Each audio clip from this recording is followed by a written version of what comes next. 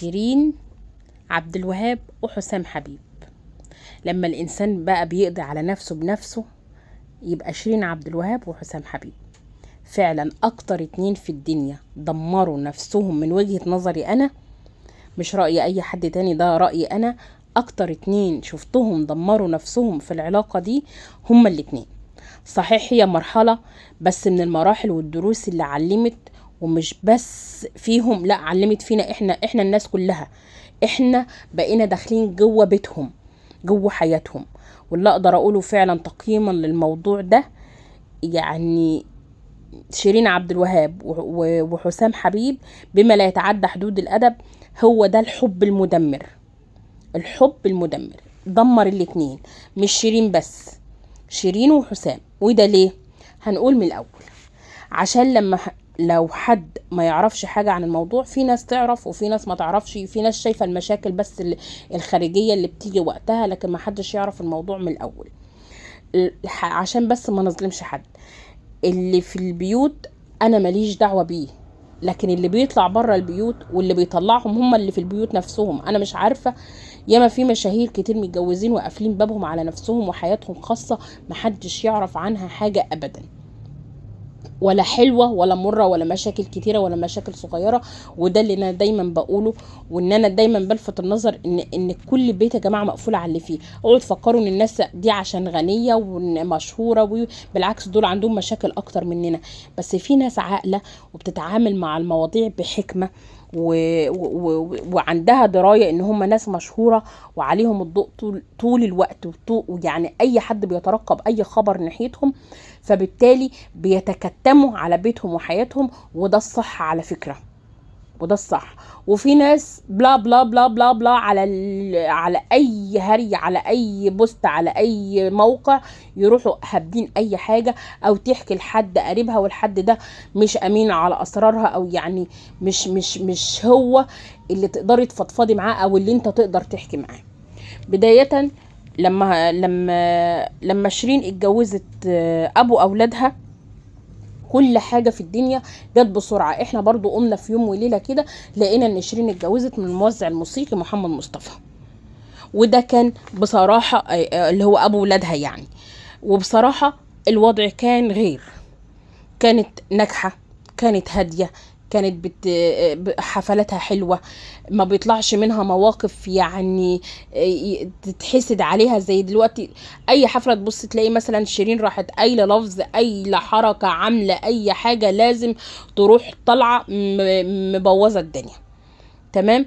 فشيرين هي عفوية وكل حاجة، بس مش كل حاجة ينفع فيها العفوية، ومش كل حاجة ان انا اقدر اتكلم بتلقائية كلمة تخرج مني تروح مثلا تقلب عليا الدنيا، لان انا واجهة، انا واحدة من الناس ربنا حطني في المكانة دي. وانت تعبتي، شيرين تعبت عشان توصل ان هي تبقى شيرين، تعب مش قليل.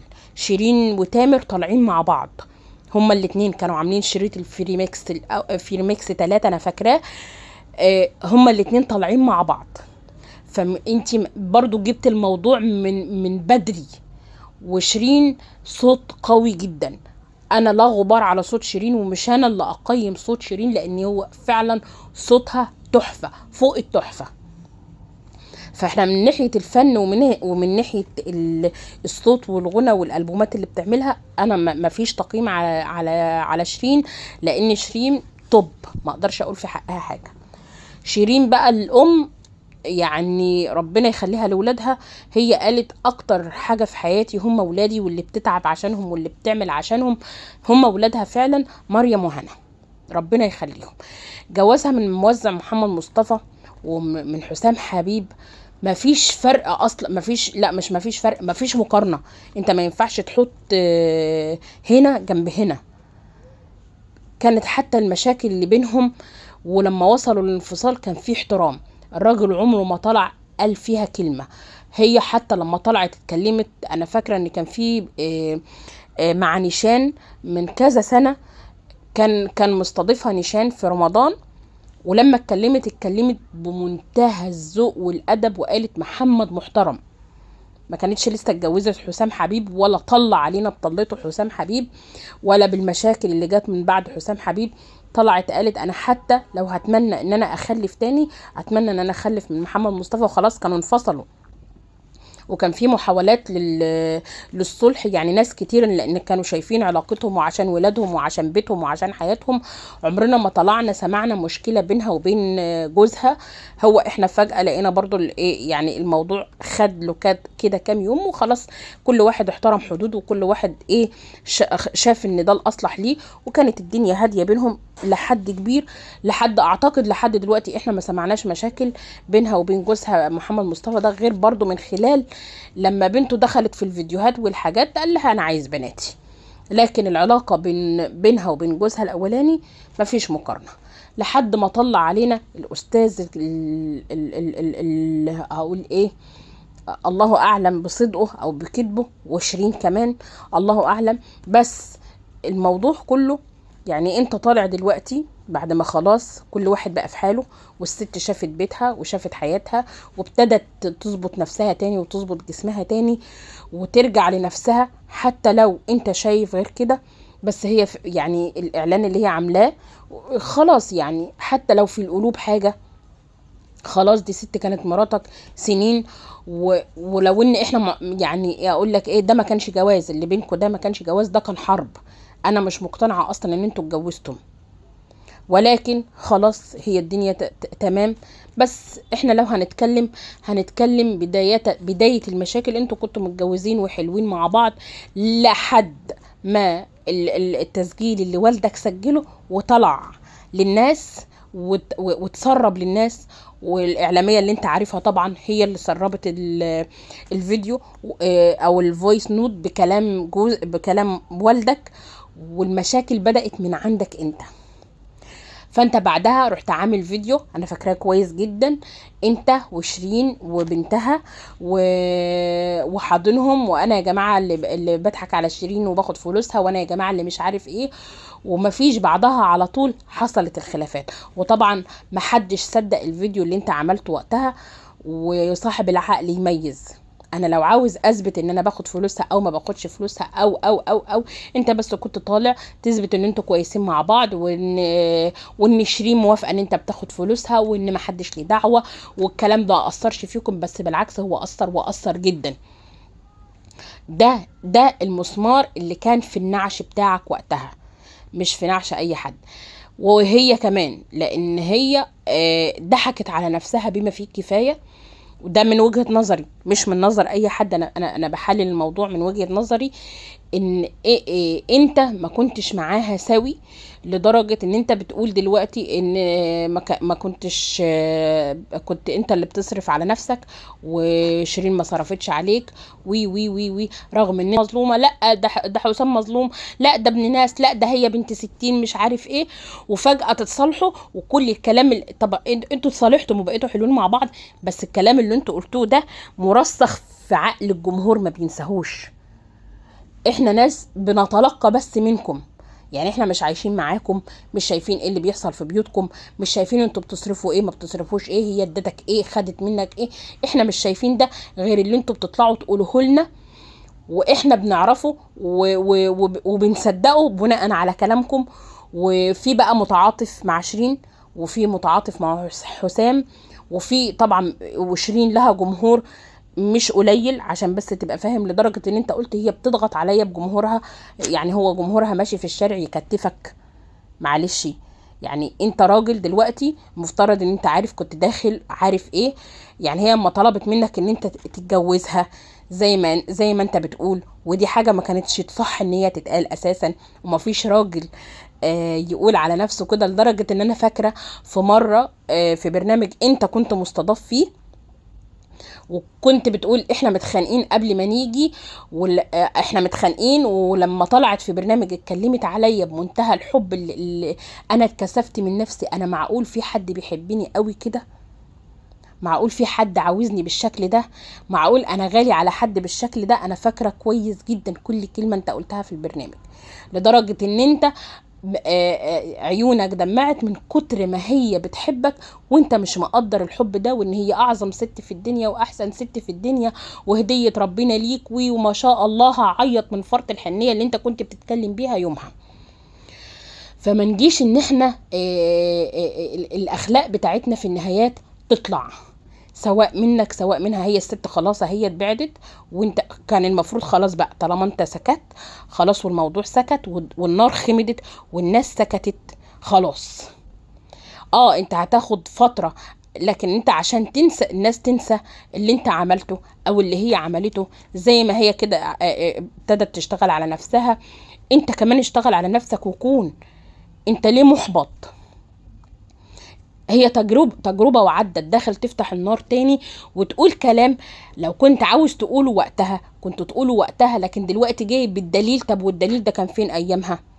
الدليل وقت المعمعة والدنيا قايمة ومش قاعدة، وفي محاضر شغالة وفي نيابة شغالة، وضربتوا بعض في الطيارة وقلتوا أدبكوا على بعض، والاستوديو اتدمر على آخره، والخناق، وشوية إدمان، وشوية كانت بتضرب بنتها وهتضربها بالسكينة، وإن أنت يعني اللي حميتها وي وي وي وي. كل الحاجات اللي انتوا قلتوها دي مش أخلاق فنانين بصراحة، يعني عشان بس الواحد يكون واضح وصريح. ده لا يمت للفن بصلة. احنا بنتكلم دلوقتي عن علاقة راجل بمراته، علاقة فاشلة، علاقة فاشلة من كل شكل. تبص كده فاشلة، هتيجي الناحية دي فاشلة، هتروح بعيد وترجع تاني هتلاقيها فاشلة برضو، هتبص فوق وتنزل تحت، هي فاشلة، علاقة فاشلة، ومن الأول كانت علاقة فاشلة. والست لما بتحب الراجل أكتر منه بكتير لازم لازم لازم العلاقة دي تفشل، لأن الرجالة ما بتقدرش يعني إيه حب. هتقولي مش بعض الرجالة، كل الرجالة ما بصوا، اكتر ناس في الدنيا ما يقدروش حب الست الزيادة هو الراجل. بيعتبر ان ده نوع من التملك، انت خنقتيني، انت عايزاني ليكي لوحدك، انت اللي هو يعني ايه من الاخر كده، ده انا عملت فيكي جميلة ان انا ايه اتجوزتك وانت بتحبيني. لا، حبوا ولاد بالمعقول، لان احنا اللي بنتدمر، احنا كستات احنا اللي بنتدمر. والستات اللي سمعاني وعارفاني عارفة ده كويس، واكيد هتلاقوا حواليكوا تجربة كده، موقف كده. دايما الست اللي بتحب زيادة عن اللزوم، وعلى فكرة الست لما بتحب بتتنيل على عينها، بتحب بجد. الراجل عنده كده ايه شوية كده سوس في الحب بتاعه. يعني مفيش واحد، يعني لو في كل مليون راجل ممكن تلاقي راجل واحد يعرف يعني ايه حب. شوفي في كل مليون، في كل 5 ستات بقى هتلاقوا 4 متنيلين بيحبوا بجد. هتلاقوا واحدة بتحب بعقلها، وال4 التانيين مغروزين على بوزهم، واللي مش عارف يعني ايه مغروز، يعني مكفية على وشها. بتحب بجد بكل مشاعرها، بتحب. الست غير الراجل في كل حالاته. فالراجل لما يفكر يعني ايه اما يضغط عليها، واعتقد انه حسام كان بيعمل كده، اما يضغط على شيرين طول الوقت ان هي بتحبه متقدرش تستغنى عنه، وشيرين كانت فرحانة بيه، يعني اصغر منها في السن، احلى منها في الشكل، ده في وجهة نظرها، ده في وجهة نظرها. انا ما يعجبنيش الراجل اللي يفكر نفسه حلو. الراجل يعني راجل، الراجل يعني يصرف على بيته، الراجل يصرف على مراته، يتكفل بيها من الالف للياء. لو عايزه ربطه جرجير بجنيه، وهي لسه ربطه الجرجير بجنيه، لا ما علينا ب5 ايا كان سعرها. يعني لو عاوزه ربطه جرجير يطلع فلوسه من جيبه هو، من شقاه هو، يجيب لها اللي هي عايزاه ايا كان. لو هتجيب طقم واحد بس ليها، واحد صيفي وواحد شتوي، واحد في الصيف واحد في الشتاء، مرة كل سنة، يبقى من جيبه هو اللي مسؤول يلبسها، هو اللي مسؤول يكشف عليها، هو اللي مسؤول يخرجها، هو اللي مسؤول يأكلها، هو اللي مسؤول عن كل حاجة. علاقتك بقى ده الراجل في بيته. علاقتك انت بقى بيها كفنان، وانت بتقولي ان ده شغل، فكنت تاخد حق الشغل، وكنت تاخده اول باول. يعني انت اصل انت ما بتغنيش الاول، وبعدين يعني الناس ما بتلحنش الاول وبتكتب الكلمات وبعدين تقبض لما الالبوم يطلع. لا، الحاجه كل حاجه بتخلص وقتها. فانت كنت المفروض تتفق، عشان بس ما تطلعش دلوقتي تزيد في الزيطه. فكنت المفروض ان انت تتفق 1 2 3. لما سمعت الالبوم بتاعك وقالت لك انت بتعمل لنفسك اغاني احلى من اغانيه، ده شغل عيال صغيره، وده كلام لا يعقل. لان شيرين شغال معاها ناس كتير جدا، وناس يعني برضو بيطلعوا لها اغاني ناجحه من قبلك بكتير. فما تجيش انت دلوقتي عاوز تطلعها او انت طالع تسوق سمعتها في برضو عاوز تضربها في مقتل زي غيرك ما عمل. فالحتة اللي انت عاوز تخش فيها، وانت بتقول ان انت متربي وتعليمك واهلك ومش اهلك والحكايه دي كلها، وترجع تاني تقول انا اهلي كانوا منفصلين. فانا مش عارفه انت اللي عشت في بيت فيه خدامين واسره واو وهاي واتعلمت والحاجات دي كلها، ولا انت اللي في الاسره اللي جالك بسببها مرض نفسي عشان الاسره دي متفككه، وان محدش كان بيحبك، وان محدش كان عاوزك، وان انت اذيت كل اللي حبوك واللي حب. انت مين؟ انت مين؟ انت بتقولي الكلمة وعكسها في نفس الوقت. فانا مش قادرة اتعاطف معاك ولا اصدقك، ولا قادرة اكذبك في اللي انت بتقوله من كتر ما انت بتتناقض مع الكلمة وعكسها. لان اللي انت قلته دلوقتي قلت عكسه قبل كده. فانا لما قارن الكلام ده بالكلام ده فهتطلع انت بالنسبة لي كذاب.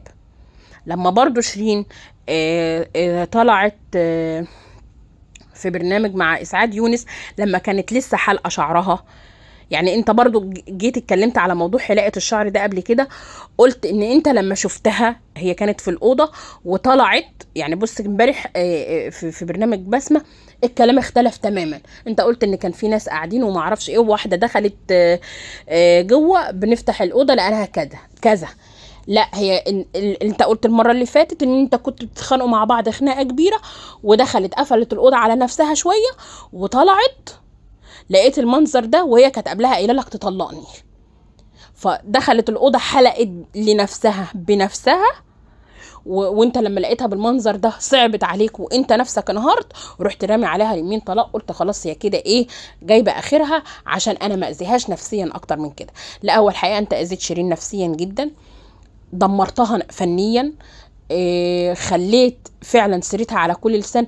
هو كانت ساعات بيطلع عليها اشاعات، بس كل الاشاعات بتاعتها جنب اللي انت قلته لا. يعني مثلا رمت كلمه لعمرو دياب، قالت كلمه على المسرح ملهاش اي 30 لازمه في وسط الهيصه، وطبعا ولاد الحلال كتير، لان مش كل الناس بتبقى مثلا قاعده واقفه مستنيه لحد على غلطه، الا الناس اللي بتروح بقى تستنى اللقطات فتروح مطلعاها ترند، فالف من يقول بقى كلمه، والف من ما شاء الله، والبرامج بقى تشتغل، واليوتيوب يشتغل، والفيسبوك ينزل منشطات، كل واحد.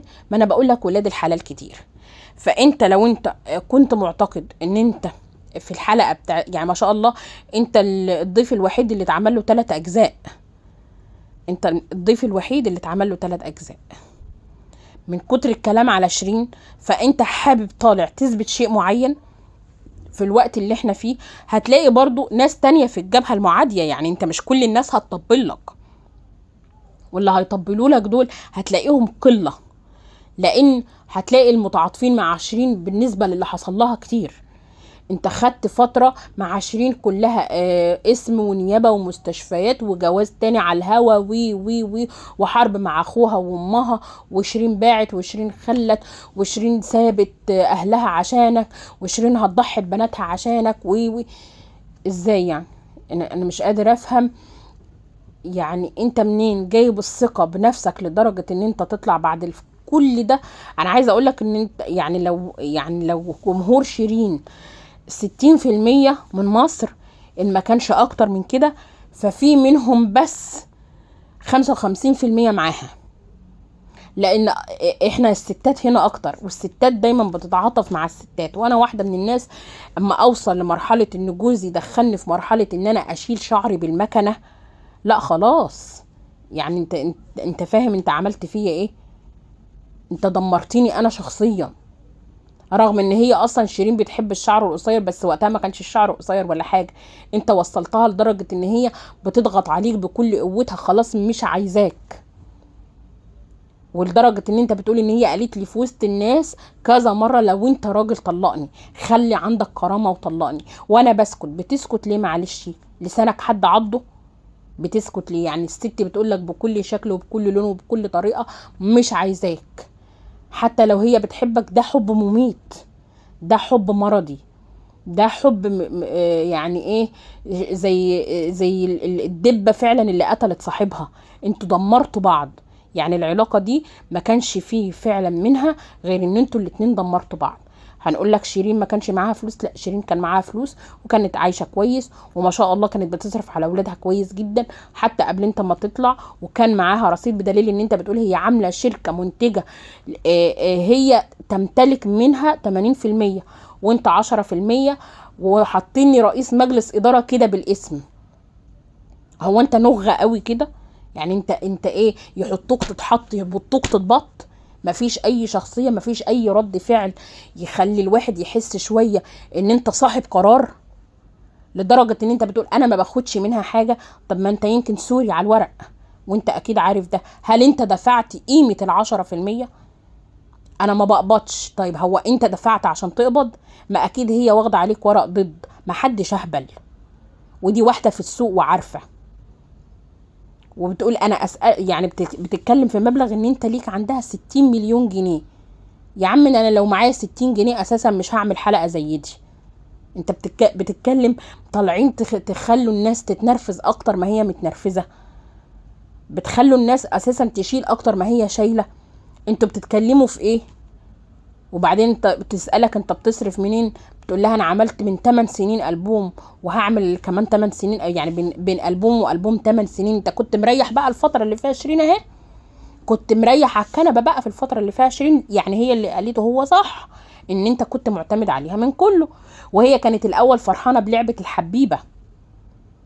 يعني معلش، بس الواحدة اصلا لما بتحس ان هي اللي صوتها عالي في البيت عن جوزها بتتضايق، بتحس ان هي متجوزه، يعني انا اسفه، اي حاجه غير الراجل. الراجل هو اللي لازم يكون مسؤول عن بيته. عشان يكون مسؤول عن بيته وتبقى كلمته هي اللي عاليه في البيت، هو اللي لازم ينفق، مش النفقه دي. ربنا ادى الراجل عليها القوامه. ليه؟ الرجال قوامون على النساء ليه؟ بما انفقوا. يعني انت اللي لازم تصرف من جيبك، من تعبك، من شقاك. انت اللي تبقى مسؤول عن زوجتك واولادك. انت الراعي، وكل راعي مسؤول عن رعيته، وده دورك في الحياة. امال انت اتجوزتها ليه؟ فرحان بقى ان انت هتطلع مع 20 ورايح جاي وفي ايدها في كل سفرياتها، وعمال تطفش الناس من حواليها وتخسرها كل الناس. وده مش كلامي، ده كلام كل اللي محيطين بيها واللي كانوا قريبين منها. وان انت فعلا فضيت الدنيا من حواليها. بتغير على ايه؟ بتغير على ايه اما انت داخل وعارف ان هي واحده اساسا مش ملك نفسها زي ما بيقولوا، وعارف وداخل ان انت داخل لما تتجوز فنانه كبيره. وكانت حلوه قوي شيرين، يعني لما كنتوا عاملين حفله الفرح وهي بتبوس ايد والدتك وايد والدك والدنيا زبدي في الخلاط خالص، وشيرين ما كانش فيه منها 2 ساعتها عشان دفعت. لكن لما شيرين بقى اتبهت لنفسها وسمعت التسجيلات وسمعت كلام والدك ومرة ضرب ومرة اهانة ومرة شتيمة ومرة مش عارف ايه، ليه؟ طب وانت تستحمل ان هي تشتمك قدام الناس والمنتجين وتقول لك اطلع فوق، اللي هي يعني محسسان ان انت بتتكلم عيل بيبي صغير. انت بتتكلم مع بيبي صغير، مش راجل ناضج عاقل قادر ان هو يفتح بيت، وقادر ان هو يكون هو سيد قراره، وقادر ان هو تكون كلمته هي الاعلى وكلمته تمشي عليها. ولا العصمة كانت في ايدها ولا ايه؟ موضوعك طويل ومش هيكفيه بصراحة حلقة واحدة، ومش هطول عليكم اكتر من كده، بس لسه لينا جزء تاني واخبار وفتح نار من حسام حبيب، وكل ردود شيرين اللي كانت قالتها على حسام حبيب ليها حلقة تانية. استنوني في الجزء التاني. السلام عليكم ورحمة الله وبركاته. اضغطوا لايك واشتركوا في القناة علشان يوصلكم منه كل جديد، وتشوفوا الحلقة التانية ان شاء الله هتسمعوها معايا. السلام عليكم. كانت